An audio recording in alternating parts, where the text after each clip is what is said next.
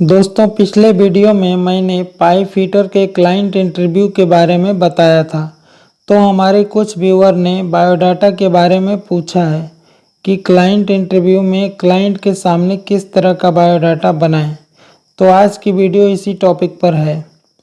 Friends, biodata को लोग कई नामों से जानते हैं। इसे हम करिकुलम बीटा, सीवी या रिज्यूम भी कहते हैं। हमें किसी भी इंटरव्यू का बायोडाटा यानी रिज्यूम बनाते समय कुछ बातों का ध्यान रखना अत्यंत आवश्यक है। सबसे पहले ये जान लेते हैं कि बायोडाटा यानी रिज्यूम को क्यों बनाते हैं। बायोडाटा, जैसा कि नाम से ही प्रतीत होता है, कि अपने बारे में जानकारी देने के लिए एक डाटा तैयार करते हैं, जिसे बायोडाटा कहते हैं। बायोडाटा बनाते समय हमें इस बात को ध्यान में रखना चाहिए कि जब क्लाइंट के सामने आप बायोडाटा को रखें तो क्लाइंट आपके बायोडाटा को देखे तो आपसे बिना पूछे ही आपके बारे में जान जाए। एक बात और कि बायोडाटा में जिस डॉक्यूमेंट की डिटेल्स आप दे रहे हैं, उस डॉक्यूमेंट की फ़ोटोकॉपी बायोडाटा के साथ अटैच करना न भूलिएगा। अब इसे कैसे बनाते हैं इसके बारे में भी जान लेते हैं। अगर आप इस बायोडाटा को डाउनलोड करना चाहते हैं तो वीडियो के डिस्क्रिप्शन में इसका लिंक दे दूंगा, वहां से जाकर आप डाउनलोड कर सकते हैं। हेलो फ्रेंड्स, मैं हूं आपका दोस्त संजय कुमार और आप देख रहे हैं पाइपिंग ज्ञान। तो आइए शुरू करते हैं।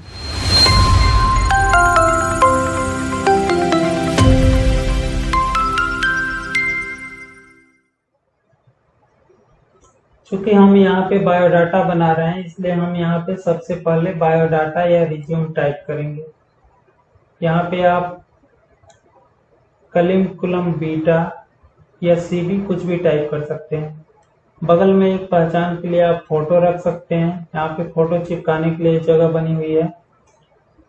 आगे में हम पोस्ट लिखेंगे। आगे बढ़ते हैं तो यहाँ पे पोस्ट में आप पाइप फिटर या जिस भी ट्रेड के लिए आप आवेदन कर रहे हैं, उसका इंटरव्यू देने वाले हैं, उसके लिए आप यहाँ पे लिख सकते हैं पाइप फिटर या पाइप फैब्रिकेटर, चार्जेंट, फोरमैन या जो भी आपका ट्रेड हो, आप यहाँ पे लिख सकते हैं इस तरह से।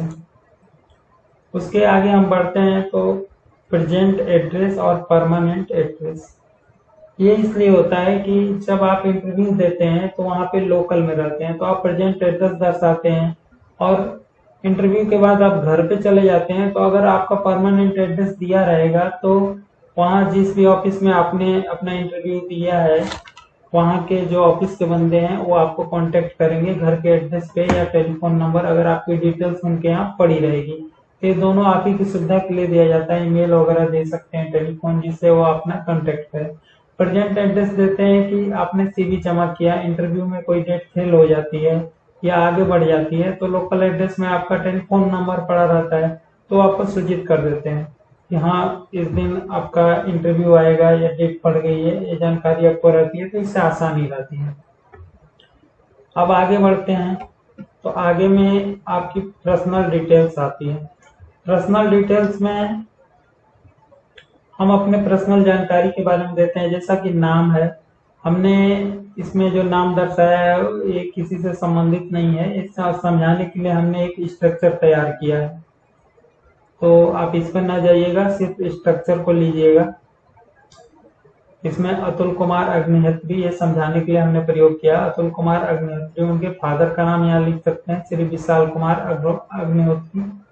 डेट ऑफ बर्थ यहाँ पे इस तरह से हम दर्शाएंगे, सेक्स मेल, मैरिशियम स्टेटस, ये मैरिड अनमैरिड, इसमें दोनों में एक में, अगर आप मैरिड हैं तो मैरिड दर्शाइए, अनमैरिड है तो अनमैरिड, दोनों में एक ही आपको लिखना है, दोनों नहीं लिखना है। आपकी नेशनलिटी, मतलब कि आप इंडियन है, भारतीय हैं तो आप भारतीय। लैंग्वेज नोन, इसमें आप लिखेंगे जैसे कि आप कौन सी भाषा जानते हैं। जैसे कि आप हिंदी जानते हैं तो हिंदी लिखिए, हिंदी के अलावा भी और कोई भाषा जानते हैं तो आप यहाँ लिखेंगे, तो क्लाइंट आपको पढ़ेंगे। क्लाइंट अगर आपकी बायोडाटा को पढ़ते हैं तो आपके विषय में अच्छी तरह से जान सकते हैं कि हाँ, इन्हें इंग्लिश भी आती है, हिंदी भी आती है, इनको इतने भाषा की नॉलेज है। आगे बढ़ते हैं। आगे हमारा जो आता है ओल्ड पासपोर्ट डिटेल्स। जैसे बहुत लोग होते हैं पुराने हो जाते हैं, उनके पासपोर्ट भर जाते हैं, तो उनका रिन्यूअल पासपोर्ट होता है, एक पुराना हो जाता नया। तो इसमें आप ओल्ड पासपोर्ट नए हैं तो इसको देने की जरूरत नहीं है। तो अगर ओल्ड पासपोर्ट का डिटेल देना चाहें तो इसमें पासपोर्ट का नंबर, किस जगह पासपोर्ट आपका इशू हुआ है, कब का इशू हुआ और डेट दे सकते हैं। आपका पासपोर्ट जब एक्सपायरी है वो डेट दे सकते हैं। वही पुराना वाला पासपोर्ट आपका रिन्यूअल होता है तो आप रिन्यूअल में दिखा सकते हैं, रिन्यूअल पासपोर्ट डिटेल दे सकते हैं। इसमें भी सेम वही प्रोसेस है। पासपोर्ट का नंबर दे सकते हैं, कहाँ से आपने किस जगह से इशू कराया वो दे सकते हैं, place of issue, date of issue में कब कब का आपने बनाया है या पासपोर्ट आपका कब का रिन्यूअल हुआ है, और डेट ऑफ एक्सपायरी कब वो आपका एक्सपायर हो रहा है।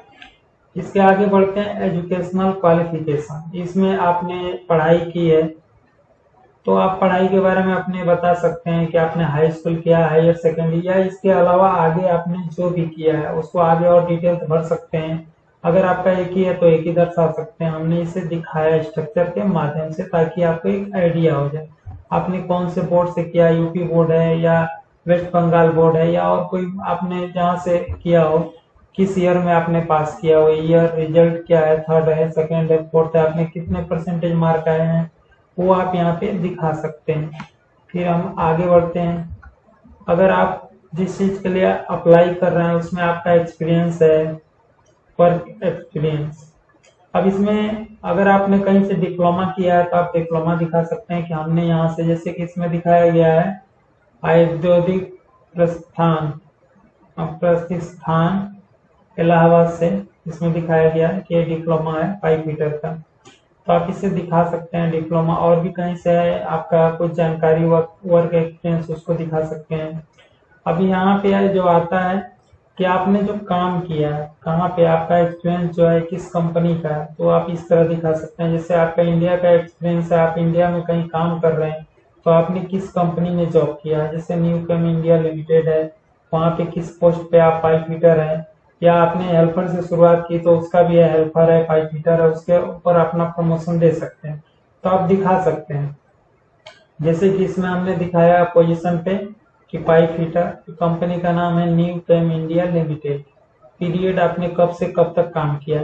ठीक इसी तरह आप पाइप फिटर हैं, वहाँ पे आपका प्रमोशन हो जाता है, फैब्रिकेटर है, चार्जेंट है। इस तरह यहाँ पे और भी स्ट्रक्चर में आप बढ़ा के दिखा सकते हैं। हमने 2-3 बना के रखा है।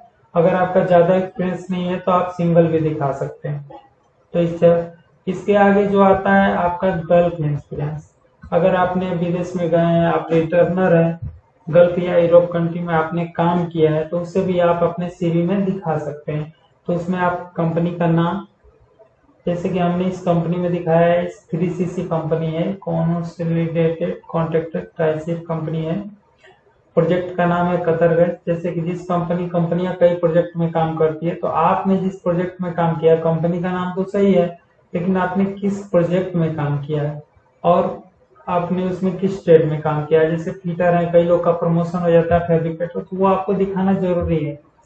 अब इसे देख के क्लाइंट को एक आइडिया हो जाता है तो वो आपसे कम ही सवाल पूछता है, ज्यादातर उसको बायोडाटा से ही आइडिया मिल जाती है। आपने और भी कंपनी में काम किया है तो आप नीचे इसे दिखा सकते हैं, इसलिए हमने कॉलम रखा। अगर आपने नहीं किया है, कोई एक ही कंपनी या कम है, तो इसको नहीं दिखा सकते हैं। अब लास्ट में जो आता है हमारा डिक्लेरेशन, इसमें आप बताते हैं कि ऊपर जितने भी आपने नॉलेज शेयर किए हैं या अपने बारे में जो भी जानकारी आपने दी है वो सही है, तो उसमें कोई भी त्रुटि नहीं है या आपने कुछ भी छुपाया नहीं है या गलत जानकारी नहीं दी है, उसके बारे में आप एक क्लियर मैंने डिक्लेरेशन देते हैं। इसके बाद डेट और अपना नाम अतुल कुमार अग्निहोत्री और साइन करके, जिस दिन आप सीवी सबमिट कर रहे हैं उस दिन की डेट डाल दीजिए और अपना साइन करके सीवी को जमा कर दिए। और याद रहे आपको जमा करते वक्त, जब उसको जमा कर रहे हैं तो आपको एक फोटो जरूर लगानी है यहाँ पे, इसको भूलना नहीं है। तो इस तरह आप बायोडाटा दे सकते हैं। इसके बारे में आपको आइडिया तो हो गया होगा। आशा करता हूँ कि आपको काफी समझ आया होगा, इससे आपको काफी सहायता मिलेगी। तो दोस्तों आई होप कि ये वीडियो आपको काफ़ी पसंद आया होगा। अगर वीडियो पसंद आया है तो इसे लाइक कीजिए, अपने दोस्तों के साथ शेयर कीजिए, और अगर आपके मन में कोई सवाल है तो कमेंट में लिखकर पूछ सकते हैं। अगर आप हमारे चैनल पर नए हैं और हमारे चैनल को सब्सक्राइब नहीं किया है तो हमारे चैनल को सब्सक्राइब कर बेल आइकॉन प्रेस कर लीजिए ताकि हमारी नई वीडियो की नोटिफिकेशन आपको मिलती रहे सबसे पहले। तो मिलते हैं अगले वीडियो में, तब तक के लिए खुश रहिए, मुस्कुराते रहिए।